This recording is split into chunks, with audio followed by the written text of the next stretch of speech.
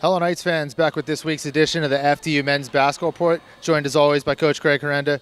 Coach, you went out to Western PA there, suffered a tough loss against St. Francis. Obviously the shots just didn't fall for you, but your young team rebounded 2 days later, comes back and wins for the first time since 2007 against Robert Morris on the road. You finished with a 2-3 road trip. How proud does it make you as a coach to see your team rebound after a tough loss on Thursday, 2 days later to come back and win such a big game? You know, that's been the really short history of this team. We've played really well on Saturdays, rebounded from a tough Thursday loss, and we've done that a number of times. We need to win on Thursdays. But that being said, you know, Robert Morris is a really, really talented team, really well coached. Andy's a great coach, won a league a bunch of times, and it's hard out there, especially on that second night. So I give my team a lot. We practiced. I think you tweeted out some of the pictures at Pitt. And I think those practices, when we're in places where there's no one else, you can hear the other athletes here at Fairleigh Dickinson. We share this facility, but when we are in an enclosed place away from distractions, this team is very, very good. We have to be better with distractions, with the day of a class and so forth and so on. But, you know, that Robert Morris game was a lot like the Bryan game. We needed to win. We were focused. We were very, very good defensively. And ultimately, you said it before, at St. Francis, for 2 for 19, you're not going to beat a lot of people. But 9 for 22, you're going to win some games. And we were fortunate to win the Robert Morris game. Yeah, one of the guys, he's been one of the better shooters in this program's history, but he has struggled at times this season. He had a 1 for 10 game on Thursday. Right. He started 1 for 6 against Robert Morris. Darnell Edge, the junior guard. Right. After all those struggles, it was a 2 for 16 stretch there. He comes out in the second half, and he's a catalyst. Every time Robert Morris had a shot, there was Darnell to come up and shoot a 3. Do you feel the need to talk to a guy like Darnell, or do you let him figure it out on his own and as a shooter? The only thing I tell him now that Darian's not with us is be the guy. Take bad shots. Just take shots. And it's hard because he's such a selfless player. And he really, for a scorer, you have to be selfish. And we're trying to get him more aggressive, more selfish, and he will. He's changing everyone's roles are changed somewhat, but Darnell's role has changed since Steph is gone and Darian's gone. Now it's Darnell's shown. I said, D, listen, man, this is what you want. And you know, he's won us a number of games as well, but I have so much faith because Darnell has just put so many thousands of shots, Bryan, into the bank in this gym. I mean, he's here endlessly shooting the basketball and just working on his game, and he's going to get what he deserves, and he got that the other night. He was great against Robert Morris.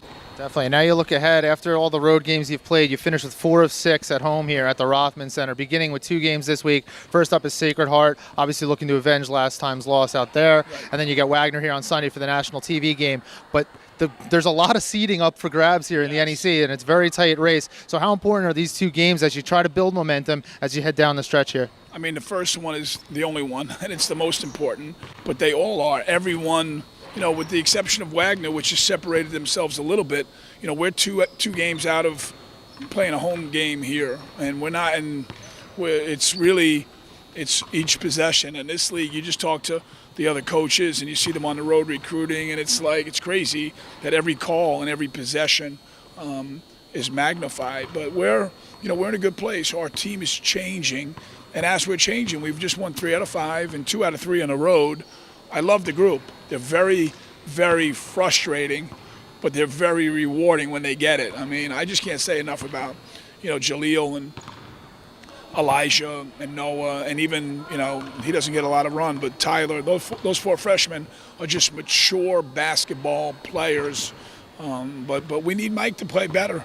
You know, he's playing well, but I want Mike to be the best player in the league, and he's going up against the best big men in the league for my money, in Lopez. So if Mike Holloway turns the corner and takes over games, then we're going to be really hard to beat. And I've got all the confidence in the world that it's going to happen, but I would like it to happen sooner than later. Oh, of course, definitely.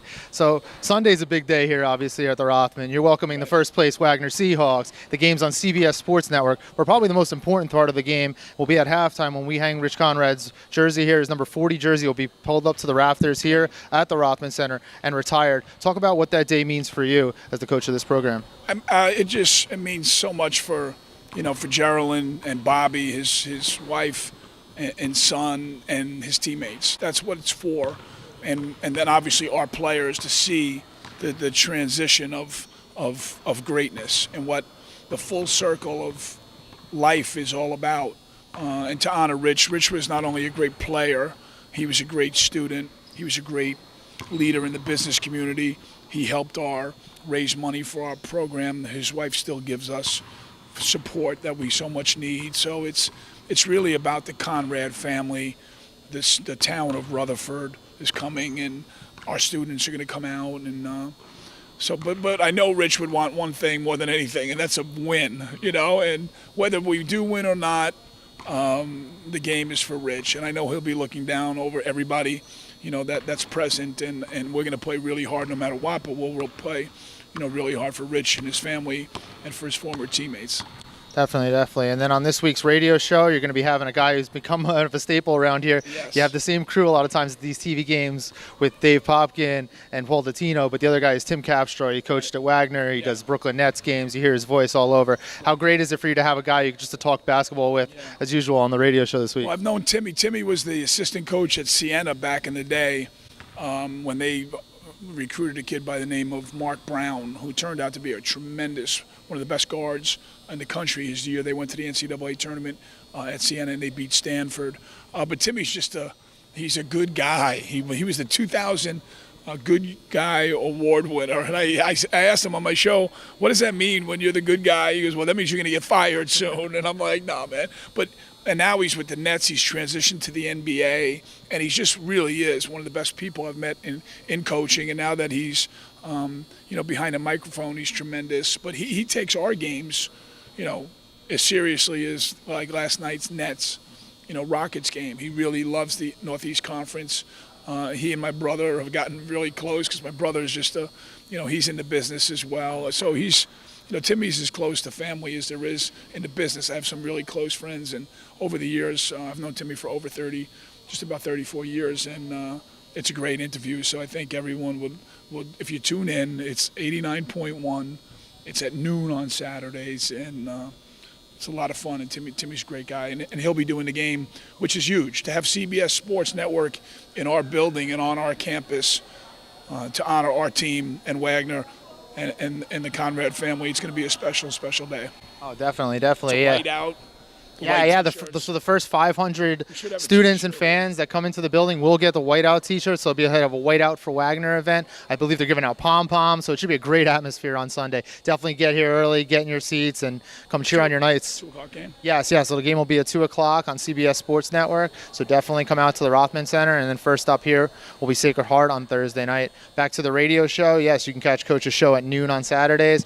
All the shows are archived, so if you're busy, definitely check back to FDUnights.com and catch the rerun. It's always available there. But definitely come out this week. You got 2 chances to see the Knights. Thursday, first up, Sacred Heart at 7 o'clock. And as Coach mentioned, the big one, CBS Sports Network, first place Wagner on Sunday at 2. For all information about the FDU men's basketball team, definitely check back at FDUnights.com.